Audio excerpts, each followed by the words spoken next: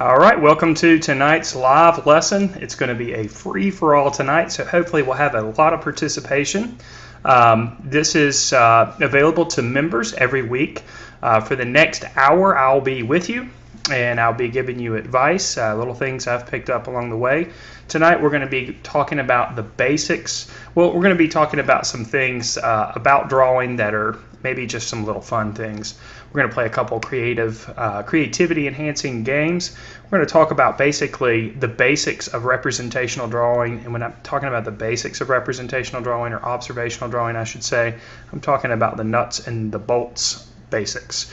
And then we're going to talk a little bit about how you can use a device that I've kind of picked up that will help you draw from your imagination. My name's Matt, and I'm glad that you're going to be a part of tonight's live lesson. I'll remind you that the lesson is recorded as we speak and will be available for members after we are done. In the next couple of days, I will upload it to the membership site. I also want to remind you that if you take your mouse and scroll over the top of the video, a little arrow will pop up and it says sidebar. If you click on that and then click on chat, then you are able to chat live. And I'm going ahead and putting my name in there. And you can shoot any questions that you might have to me, or say hello to other people who might be watching, or whatever you want to put in there, as long as it's appropriate. That'll be great. So if any questions come up along the way, you're free to interact and ask those questions, and I will answer them. And let's go ahead and get started. And I'm going to start tonight off with a quote. And it's basically from an ancient, or I don't know if it's an ancient, but it's a Chinese proverb. And the way it is I hear and I forget, I see and I remember, and I do and I understand. So when we hear things, we tend to forget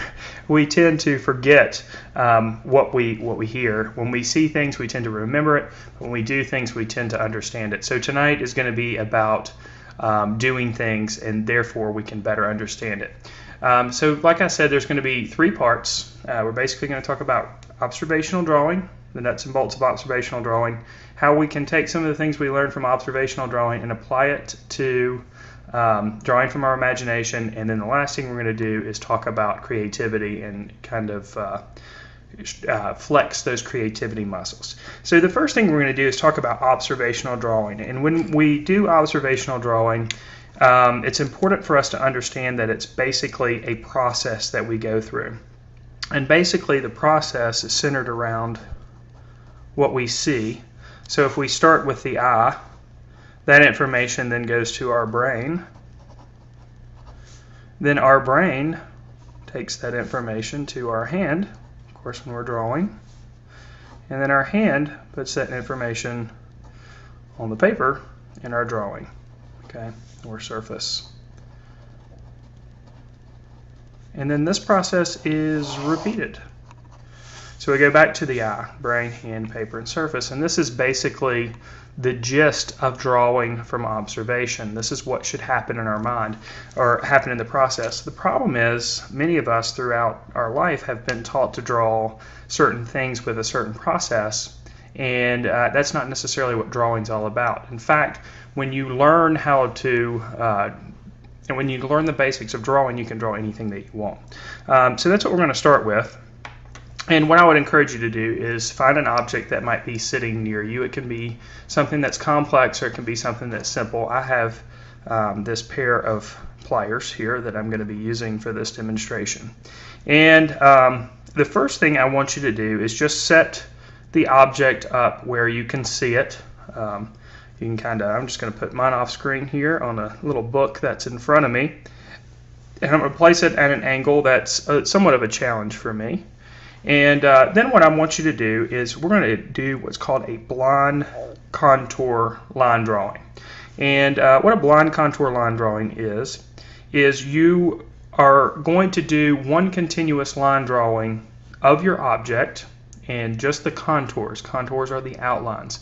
So you're going to only do a continuous line, contour line drawing of your object. but you cannot pick your pencil up once it hits the surface. So that's what's a continuous line. You'll just make one continuous line for the whole drawing. Now the second part, the second rule, is more difficult, and that is you can't look at your drawing. So you're going to have to trust me on this.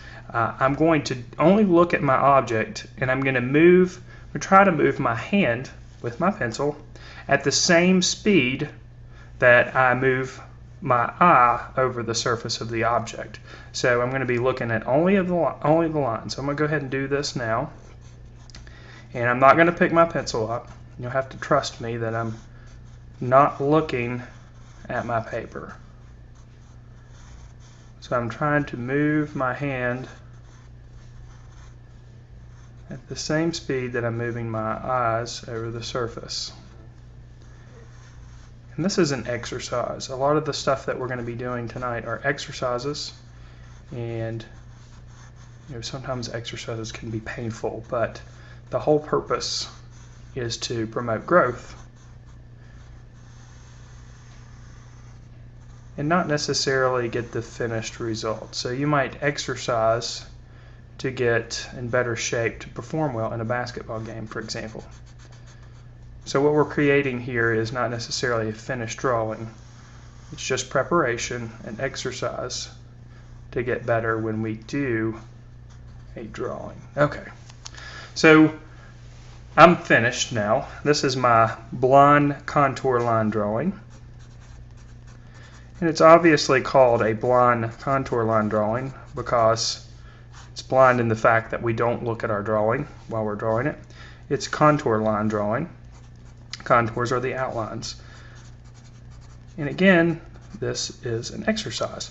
Now, I know a lot of people have probably done this before, but never maybe were explained why you did this or what the purpose of this was. So hopefully tonight I can explain that to you, but not yet. I do want to just tell you that we did this drawing while we were looking at the drawing 100% of the time.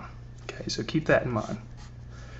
We were looking at just the object 100% of the time. Okay, so I'm going to tear this off and go to another sheet here. Now, if I was to draw a wrench from my imagination only without looking at an object, this is probably how I would draw it. And again, I'm not going to look at my wrench. I'm just going to, or not wrench, my pliers. Just going to draw it quickly here.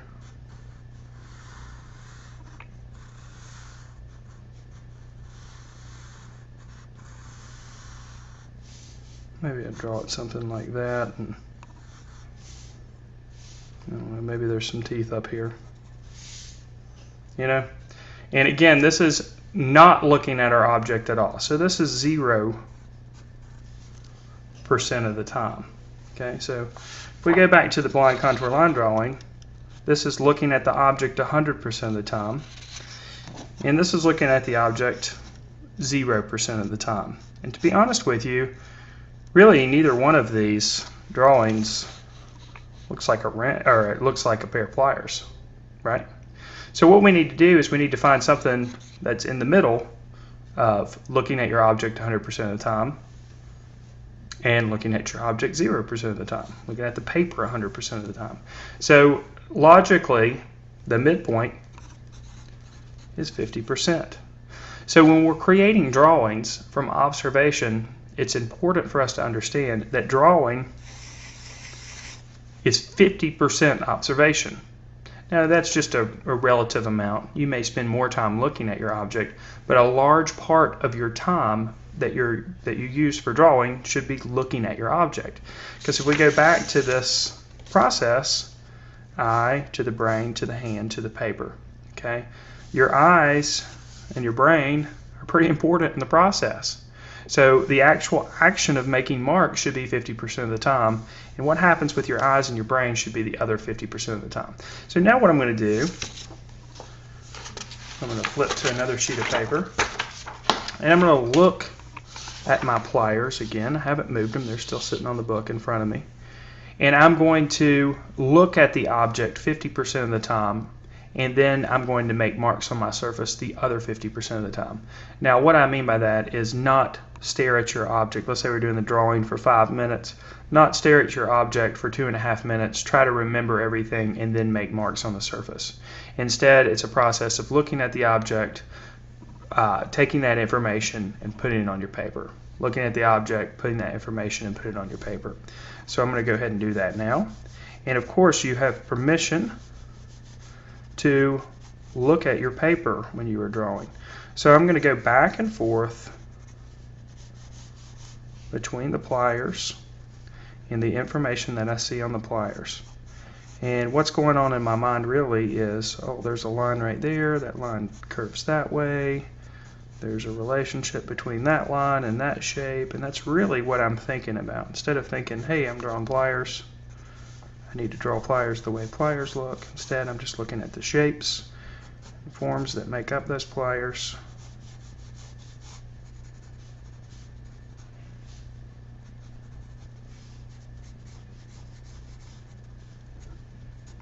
And this is really what observational drawing is all about. 50% observation. And once you know that, and once you apply it to drawing, you can draw anything. No limitations. It looks like here I started my pliers a little close to the center of the paper, so the handles might run off the side.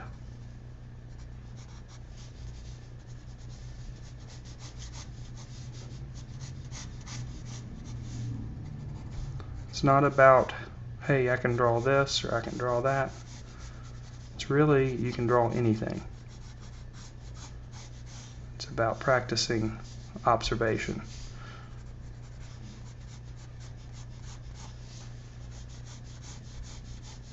It's finding the midpoint between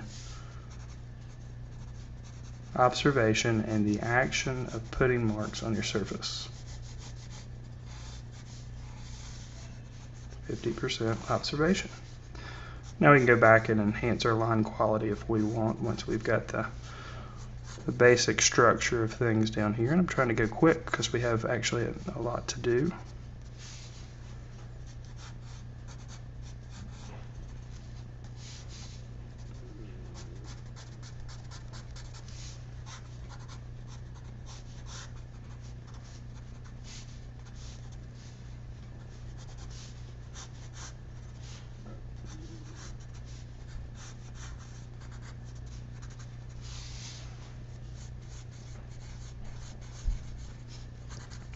These are definitely looking more like a representational set of pliers. And if you're drawing along, I hope that your drawing is looking like the object that you're looking at, no matter how simple or complex it may be. And it's a good idea to every once in a while do a blind contour line drawing of an object, and then sit back and do one where you're concentrating on having 50% of that time spent really looking at the object. Again, it's back and forth. Finding information and putting that information on your paper. And I'm just going to quickly draw a little bit of an indication of shadow, some cast shadow.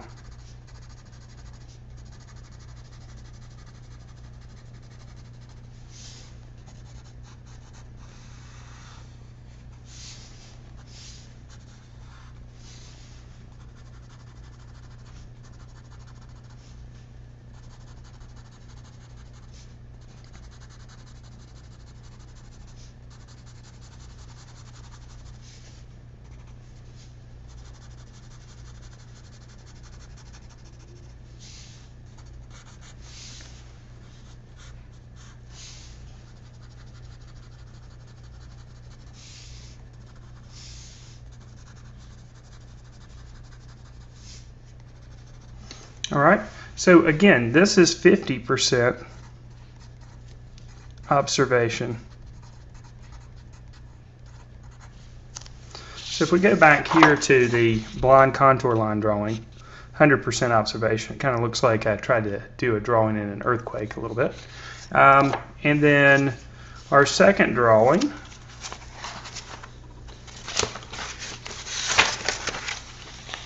where we didn't look at the object at all. And then our third drawing, of course, where we really got to the nuts and bolts of it, and we looked at our object 50% of the time. So drawing is 50% observation. So that was really the first part of what we wanted to cover tonight, is just talking about the basics, like I said, the nuts and bolts of understanding observational drawing. Drawing is all about observation, really, drawing representationally anyway. And when you understand that the process should be 50% about observation, then you can't really go wrong. If you're looking at what you're drawing and you're finding the information and putting it on your paper, you're good to go. Just remember, your eyes and your brains are 50% of the cycle for drawing. Okay, now let's talk a little bit about when you want to create objects that you don't necessarily have a reference for, and you're going to be drawing from imagination. So how can you take what you learn about observational drawing and apply it to drawing with your imagination? Well, the first thing is, a lot of people who are really good at drawing from their imagination have had a lot of practice drawing from observation, and because of that, because you practice something, you automatically kind of learn the process to go about drawing certain items. If I sat here and drew this set of pliers over and over again from observation, I would eventually get to the point where I could draw them pretty well from imagination without having to look at a pair of pliers. So there's a little skill, I guess, that I've picked up years ago, and instead of thinking outside of the box, instead we need to think about drawing within the box. And what I mean by that is you can basically take any structure, any form, and enclose it within a box or a cubic type shape. And when you do that, it's almost like you carve the object out of that form. So let me show you what I mean. And I've got an arsenal of drawing tools over here. I've got my HB pencil, I've got a black ink pen, I've got my General's pencil, I've got my felt tip pen, which I'm going to use in just a moment. I also have an F pencil, a 6B pencil, and a 7H pencil. Definitely won't be using the 7H pencil. And I also have my graphite stick here. I don't know if I'm going to use all these or not, but they're laying around. So next I'm going to go to the felt tip marker. So again, we can encase things within a cube, and if we carve out the items that we're trying to draw from within that cube, it makes drawing items, especially when we're drawing them from our imagination, definitely a whole lot easier to manage. So I'm going to start off with something simple. Let's say that you wanted to draw a chair and you didn't have the chair laying around. I'm going to show you how easy it is to carve out a chair out of a cube shape. So I'm going to just very quickly draw a cube. Now you can put this cube into 1 or 2 point perspective if you want. I'm not going to crack out the ruler or anything for this. I'm just going to kind of lightly sketch it. So we have a cube here. Now let's just imagine the back of the chair extends up beyond the cube. So if we continue to extend this portion up, we have the back of the chair. You can already kind of see that shape coming out there, the shape of a chair. If we wanted to, we can cut off the top here and make it a little bit more three-dimensional.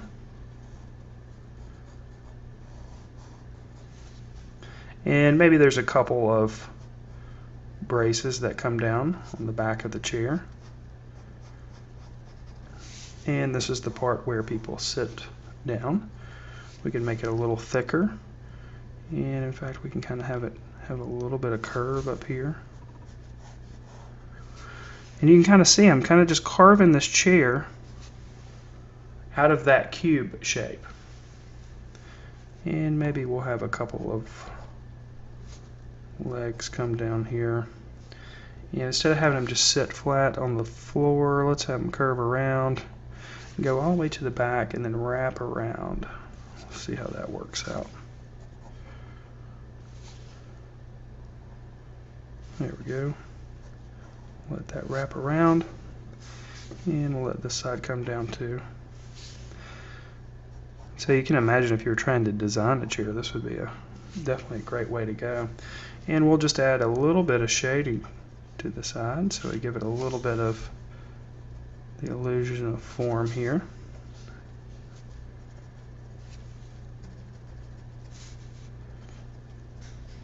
And so very quickly out of this cube form, we have drawn a chair. Let's do another one real quick. So I'm going to do the same thing. Start with a cube.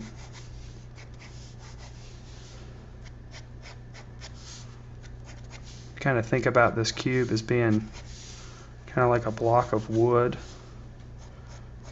Sometimes helps. Alright, again we'll have the back portion of the chair there. And let's make this one a little bit more curved. So it'll come up and we'll just kind of curve or carve that curved shape out. We'll let this one come down like this. And kind of the similar form as this one. This one will be a decidedly plastic looking chair. You bring that leg up, and again I'm just kind of carving it out of the cube shape that I've got here as a structure.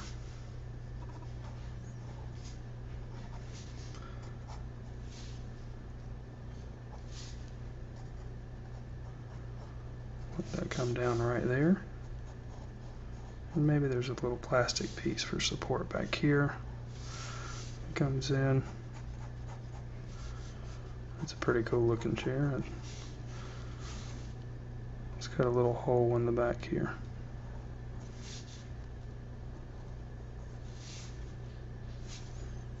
Maybe there's some cushion back here or something.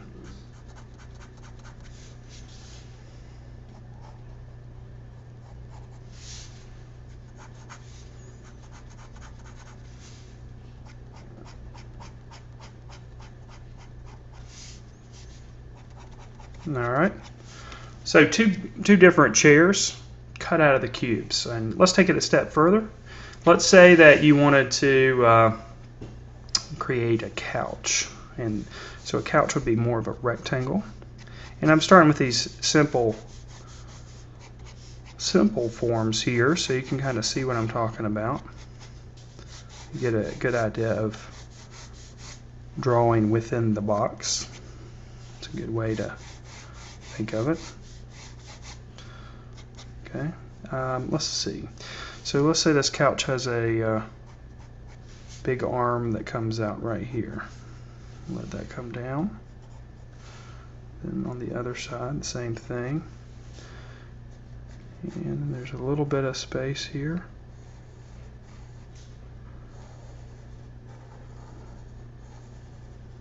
There we go. And let's say the mid part of the couch is right here, where the cushions kind of meet. And this will be the front edge of the couch.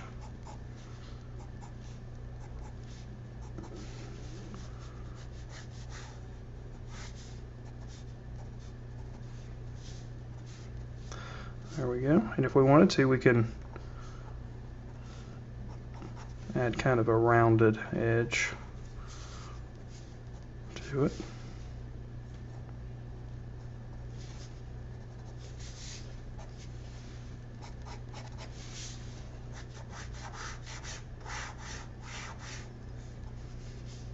And we'll add just a little bit of value here so the form looks a little bit more believable.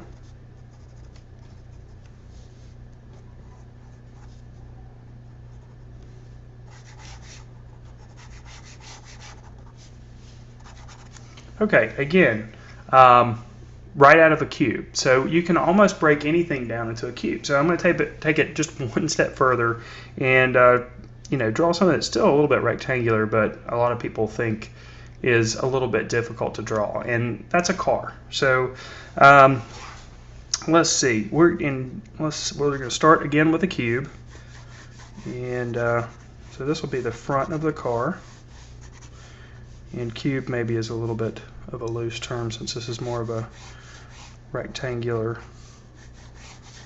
kind of form here.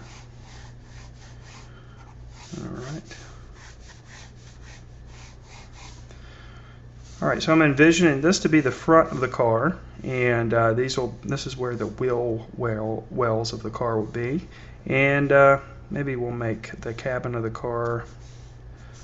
Let's see, where would be a good place to start it? We'll start it about right here, and again I'm just going to make another cube right on top of the one I've already drawn. So that'll be the cabin of my car. And I'm just going to bring maybe another geometric shape down here. Just like that. Okay, now I can carve out the wheel wells. Hard to say wheel wells.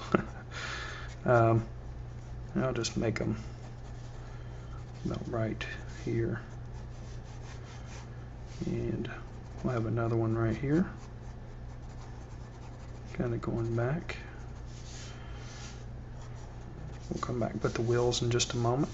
And let's say this is the front of our car, so we're just going to kind of let it come down a little bit, and I'm just kind of making this up, so I'm not really sure what kind of car this would be. Since we're making it up, I guess it's whatever kind of car we want it to be. And I'll just let the windshield kind of come up from that cube shape right on top that we determined to be the cab. And we'll let the back end kind of come down here. And slowly our car is starting to emerge here. And we'll put just kind of a sharp line over here and a couple of headlights here.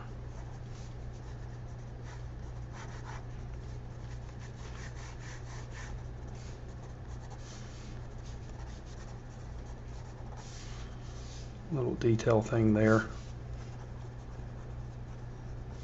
Maybe the mirror.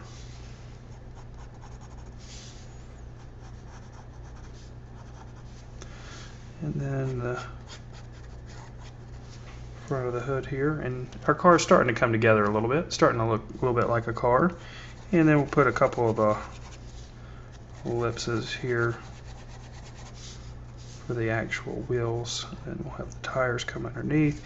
And again, I'm taking all of this basically out of that cube shape. So again, we always want to think outside of the box. Well, you can kind of remember this process by drawing within the box, just like carving things out. When I was younger, I was in organization called the Cub Scouts. I'm sure you've probably heard of them. And we made Pinewood Derby cars. And you start with a block of wood for that, and you carve the car out from that block of wood. And it's kind of a good way to think of this process as well. So just a little bit of shading. I'm going very quickly here so we can get to our third exercise. After we are done thinking outside of the box, or thinking inside of the box, we're going to think outside of the box.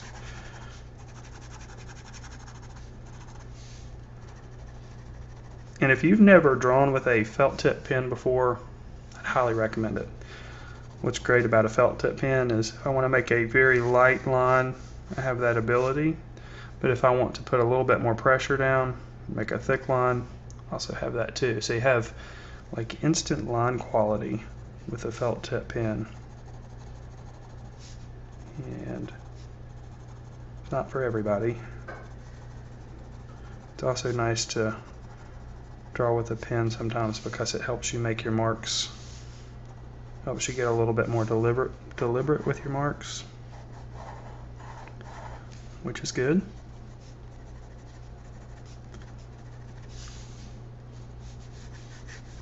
And you're kind of forced to keep all the other lines that you put on there too, which also makes the drawing more interesting in my opinion. So again, here we're talking about drawing within the box. Okay, so whenever you have complex subjects that you want to draw from imagination, start with a box and start carving them out. So I see a question. You move your entire arm when you're drawing. I usually just move my wrist. Does it make a difference? Excellent question. Yes, I do try to draw with my shoulder, and the reason for that is you just have a little bit more flexibility with your shoulder than you do with your wrist. For example, if I was to draw a circle, if I try to draw a circle with my wrist, probably most of us will draw kind of a ovally looking circle like that, or maybe it's like that or something like that. But if you use your shoulder and kind of keep your wrist tight and slowly make several circles as you go down to the surface, you actually have more control. So yes, I do draw with my shoulder because I have more control with my shoulder. And for a while I was a golf coach actually, and when you see people putt when they're playing golf with a putter, you actually have a better chance of putting the ball in the hole when you move only your shoulders and not your wrist. If you've ever gone to a miniature golf place and tried to putt with your wrist, you don't have a lot of control with it. But if you move your shoulders, you actually have more control. So it's kind of interesting that you have more control with your shoulder than your wrist, but I find that you do. Excellent question. All right, so let's move on to the last thing that we're going to do. And I see we're doing really well on time. So if I've got some more time at the end, I might try to draw some more things within the box. But before we go back to that, let's talk a little bit about thinking outside of the box. Creativity is something that's important for any artist. The last two things we talked about here are about developing a skill for drawing. And anybody can really develop a skill for drawing. I truly believe that if you have the desire to work hard and get better at it, drawing is really closely aligned to a sport or a musical instrument. All you need is to have someone to show you how to do that, and then after that it's about practice. And the more you practice, obviously, the better you're going to get at something. So drawing is a skill that can be learned, and I feel like it can be learned by anybody. But the creativity part is the part that really distinguishes artists from just people who can draw well. So it's a good idea to practice your creativity. And you might say, well, Matt, you can't practice creativity. That's something you're born with. That's something else I don't buy into. I believe that creativity is kind of like a muscle, and the more you use it, you actually you become more creative. The more you use your creativity, the better you get at it. So it's like a muscle. So the next thing we're going to do is we're going to do a creativity enhancing drawing exercise. And this is where you come in. I'm prepared if there's no suggestions, but I do have some cups with suggestions in it just in case. So you'll need to get a new sheet of paper if you're working along with me. And what I want you to do on that paper with a pencil, not a pen this time, just draw a geometric shape somewhere on the surface. And I'm going to draw a circle. For those of you who aren't sure what a geometric shape is,